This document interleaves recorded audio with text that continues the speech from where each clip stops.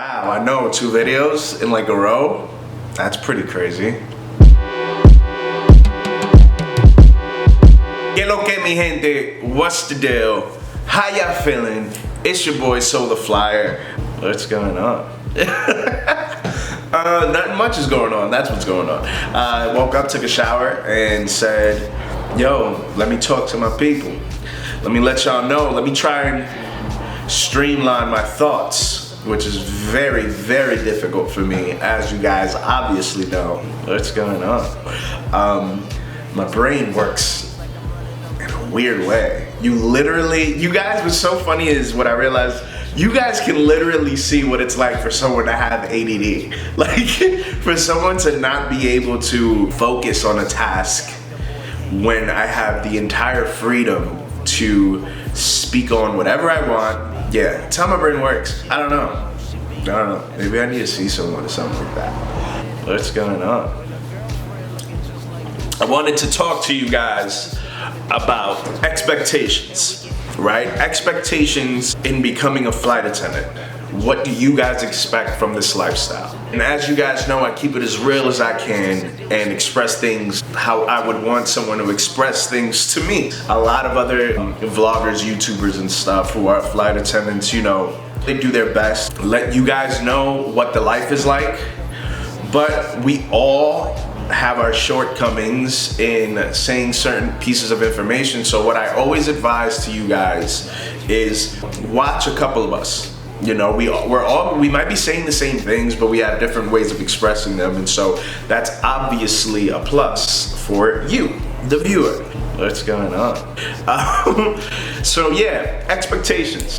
When I first started this journey of becoming a flight attendant, I completely enveloped myself in the idea of traveling the world. It would be so cool to be in San Francisco one day, Salt Lake City the next day, Orlando the next day, and you know, and as you guys saw in my last video, that can be a bit tiring, right? So things come with that. So you have to set your expectations. Understand that with my particular airlines, I'm sure most of you have figured out who I work for. I'm not gonna say it, I'm not gonna tell you the airline, because if someone from my airline sees this, what's going on? I want my job. So, all right, so basically, applying to this job, the easiest, most difficult thing you can do. It's easy to do, but the problem is we say it's the most difficult because we hinder ourselves. Let's say you viewers ask me all types of crazy questions prior to even applying to the job. Because obviously as human beings, we wanna know, we wanna completely envision ourselves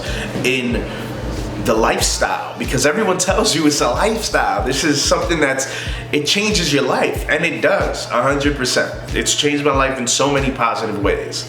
And although I keep telling you guys there are negatives to this, people I know get this job and decide it's not for them.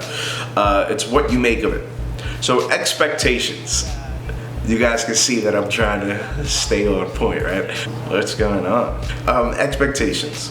With this job, depending on what airline you work for, you will be traveling.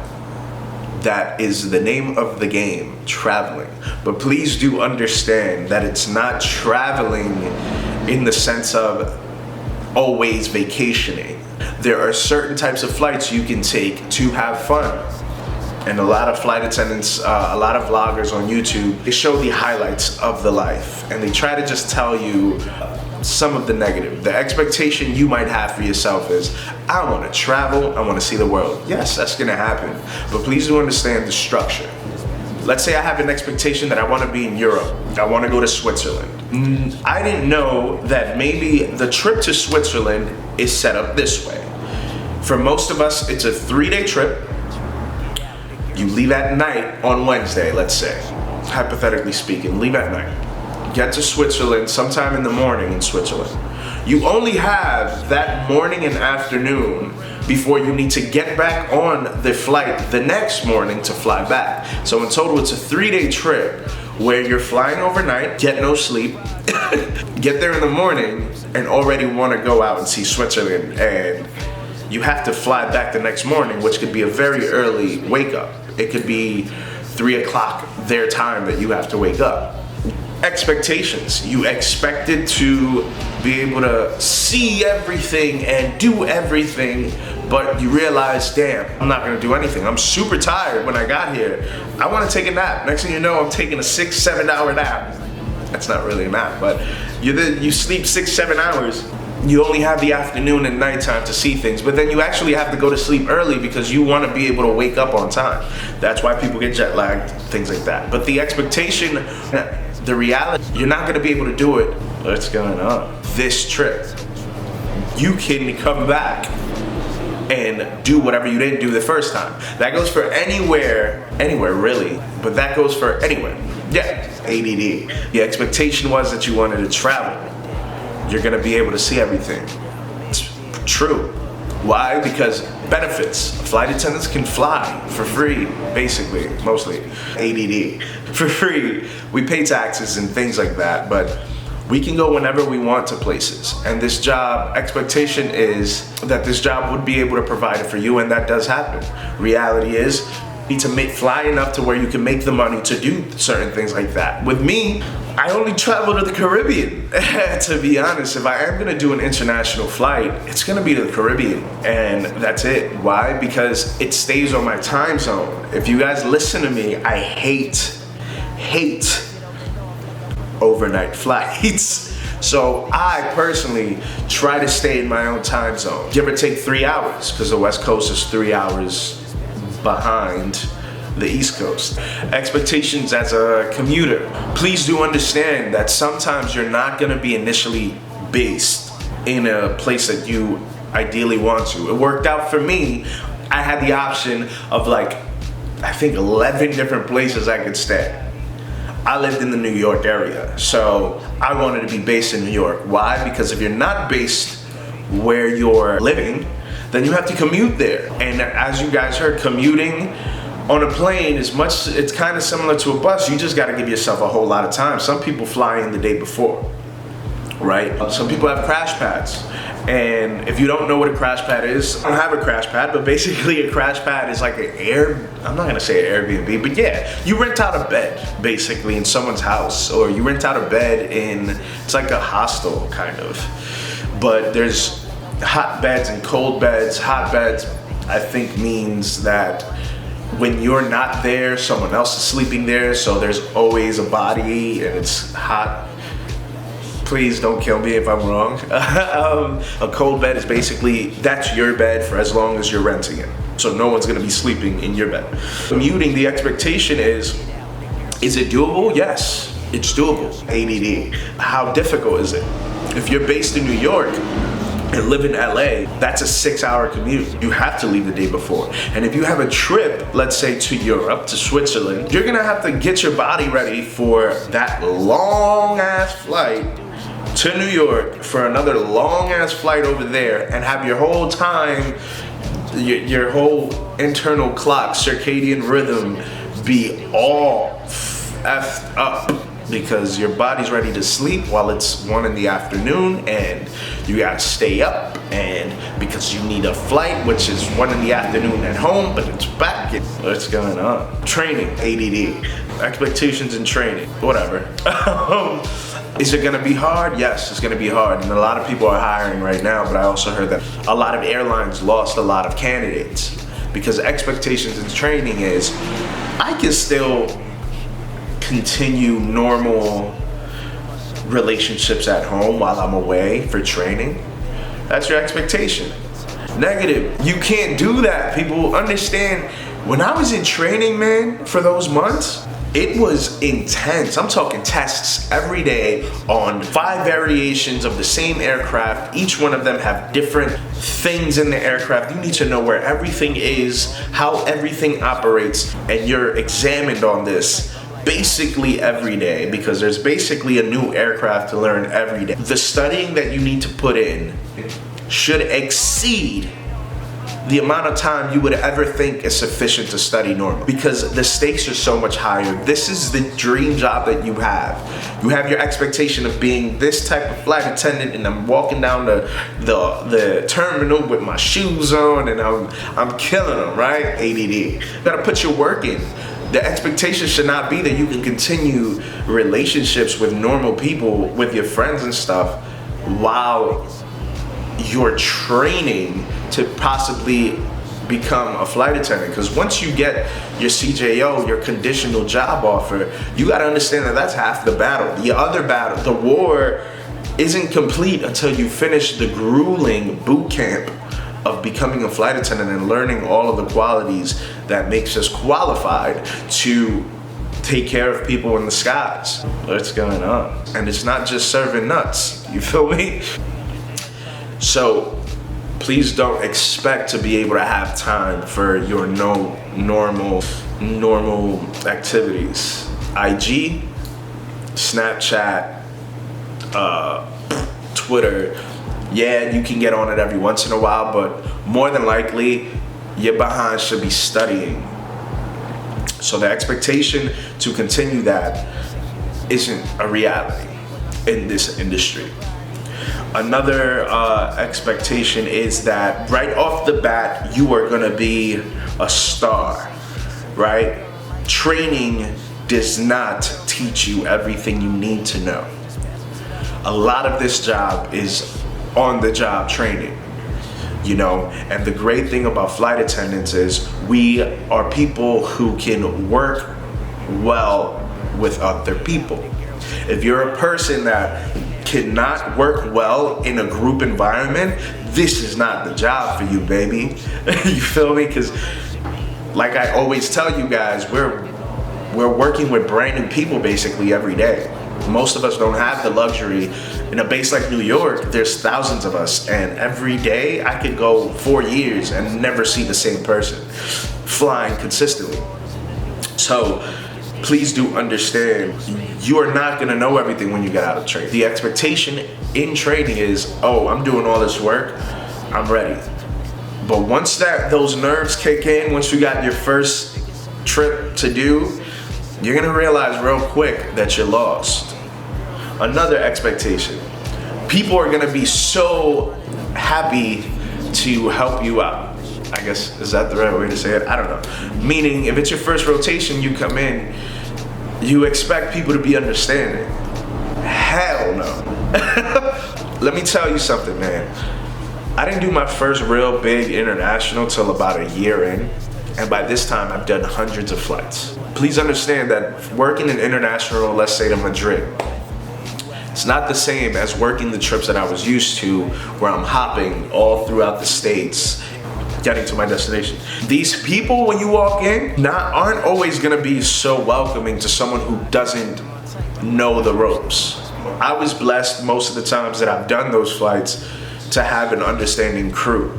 But there are horror stories, and there are people that they look for you, and when I say they look for you, they'll try to take advantage of you. You're gonna have those moments in this job where it's like, no, not all of us are cut from the same cloth, man. A lot of these senior flight attendants have been doing this for so long. They kind of just want to get to their destination, buy their butter, buy their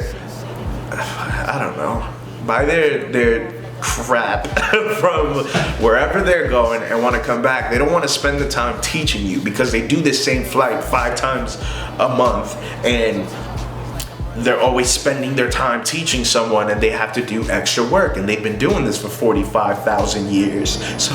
So don't expect people to be so welcoming to you. Do your research. Reach out to people that you have met that have done those flights.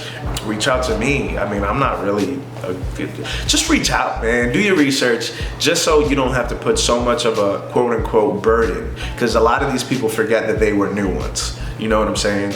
And they'll talk to you a certain way, and I already went into that. I don't want to get back into that. Y'all can see I have an issue with people being mean. I don't like that, man. Expectations with money. What's going on? I was expecting when I first applied to receive a certain amount.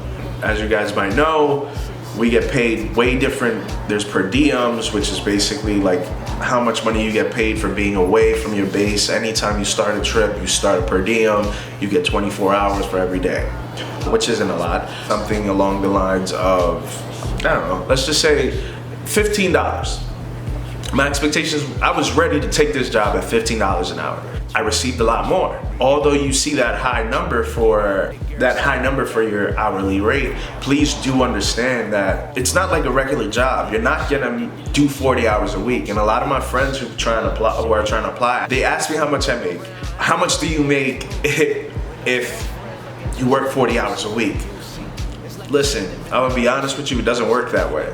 Certain trips are worth certain amounts. I can work a 3-day trip, meaning I'm away for 3 days, and you can work a 3-day trip, you're away for 3 days. But how much I make compared to how much you make might be completely different. Why? Because my trip, I only flew for a total number of 16 hours. Your trip, you were in the air for 20 plus hours. You make more money than I make. See what I'm saying? Also depends on whether you're a speaker, and obviously a speaker, my company, we say LOD, language of destination. A speaker means you can speak the native language, basically, of whichever country. They make a little more money. If you're a flight leader or a purser, a flight leader is, you're basically in charge. None of us are in charge, but you're the focal point. If anything happens, they're coming to you to answer it. You dictate what we do as a team. You're the leader.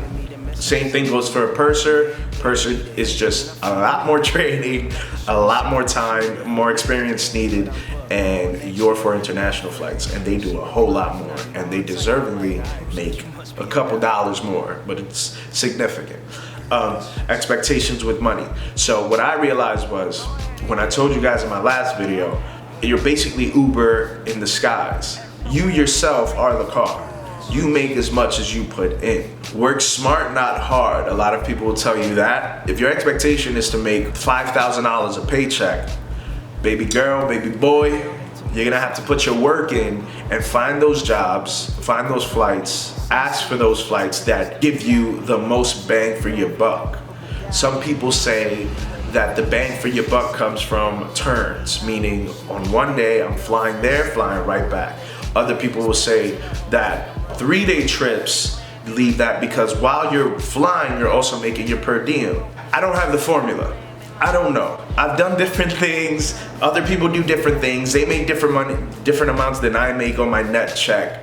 But my expectation was never to make as much as I make now. I was ready to take a pay cut because I wanted to be a flight attendant. Last thing, because this is getting effing long, ADD. Your expectation should always be to enjoy yourself and make sure you're happy. This job is not for everyone. This job can and will give you times when you're like, I do not want to do this anymore, man. Like, I hit that. I hit that not too long ago. I was like, is this really what I want to do for the rest of my life? Just please do understand that everyone will tell you the same thing. It is worse before it gets better. As you grow in the industry, meaning as you get your seniority in, you get to pick better trips, you make more money, dictate how you want to run your life, how you want to, that's why a lot of people can have kids and still work, because you can literally, you have more options with your schedule. You have this seniority where you can dictate more of what you get. Maybe you want to only fly, maybe you only want to fly international, and you do 4 internationals a month, and because you have your seniority, you can make in those 4 trips a month, you can make what I make in 12 trips a month. If I'm taking 12 trips a month and you're only taking 4 international trips, but your seniority is a lot higher than mine, the pay scale fits you perfectly, and you'll make just the same amount as I make and literally work the third of what I did. These are just some expectations, just some more content for you guys, some things for you guys to think about. Please hit me up, like I said. Guys, I know I see your emails. I literally have about 55 different emails. Some of you guys are sending me pictures and stuff of yourself. What's going on? Listen, anyone can be a flight attendant, all right? You're sending me pictures of yourself so I can tell you whether or not my company or a company will take you. That's not the right mentality. We come in all shapes and sizes, all backgrounds, all ethnicities, and we're all flight attendants. It's what you bring to the table, your personality. Stop sending me pictures of yourself. unless it's for nothing. Like, don't send me pictures of yourselves, guys, trying to ask me to judge you and your appearance, whether or not you look like a flight attendant. If we all put the time in, we can be whatever we want, and that's really the truth. And everyone's always told you that. Papa So is just trying to give you some insights. Guys, I don't really go on my email like that, because if I did, I'd get a bunch of spam and I would get a bunch of notifications I do not need from YouTube, and it's gonna flood my phone, and next thing you know, it's saying that my storage is full because my phone is from 2005. So I need y'all to hit me up on Instagram at So the Architect. It's like So the Flyer, but it's So the Architect. And DM me, slide in my DMs, baby. I'll respond to you, I promise. Because if I don't respond, it's always gonna show a notification there. I do not check my email. If I do check them and I'm just overwhelmed, it's a dub, baby. So cut it out, all right? Peace, love, prosperity, So the Flyer. Coming back at you September 4th. Winter flying's coming. That's the good stuff. I'll get to that more in my next video. Love y'all. Peace.